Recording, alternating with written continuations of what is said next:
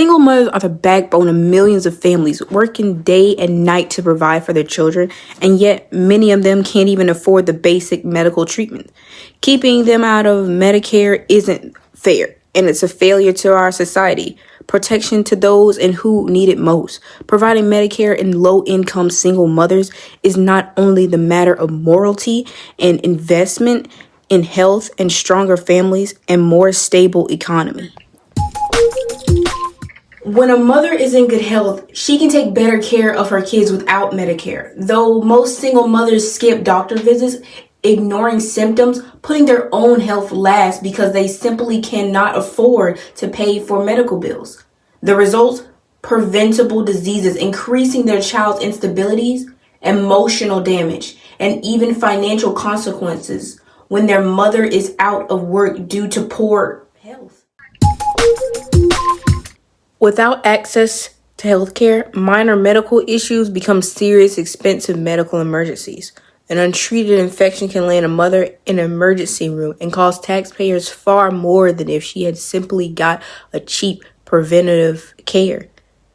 Paying for Medicare today for single mothers save the system billions in the long run. Mothers shouldn't have to pay rent or a doctor's bill, but for countless low-income single mothers, that's the harsh reality. Healthcare isn't a luxury reserved for the wealthy. It's a human right. Securing access to Medicare is to give the mother the dignity and security they deserve. Single mothers have tremendous stress working, caring for kids, and bills on them. Depression, anxiety, and burnouts.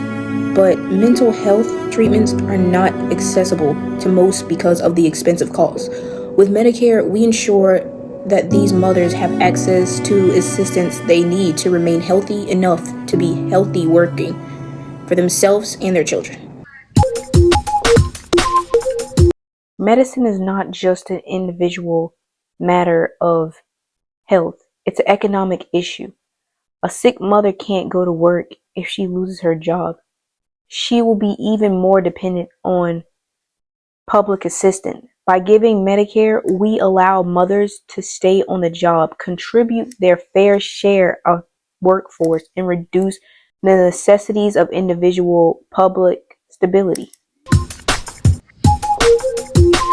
Children born into poverty continue to be poor. By giving healthcare to single mothers, we give them a chance to end this cycle. A healthy mom who can afford medical care and has the greater chance of staying healthy, working, and building a better life for her children.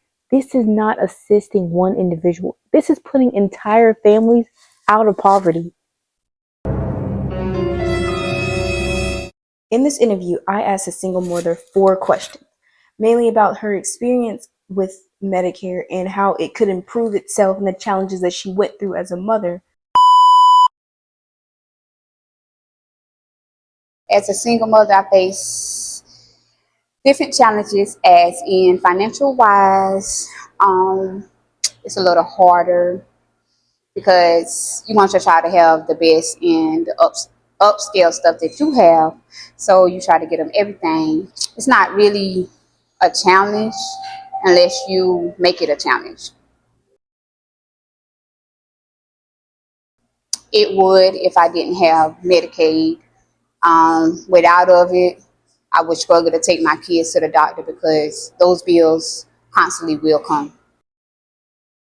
I think they should continue with the medical support that they are doing now. Maybe they can do more awards programs, pay for things that kids really need, like braces and glasses, more than 6 months to a year.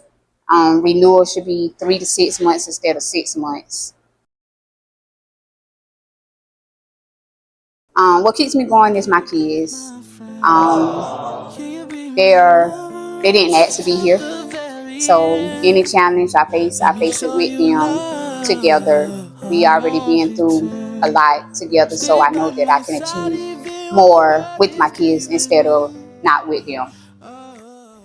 To withhold medical treatments from poor single mothers is callous, short-sighted, and economically stupid. Medicare is not a handout.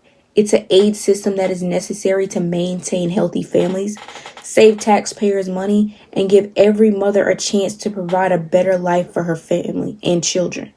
It's high time we stop considering healthcare a luxury and start realizing for what it really is, a necessity.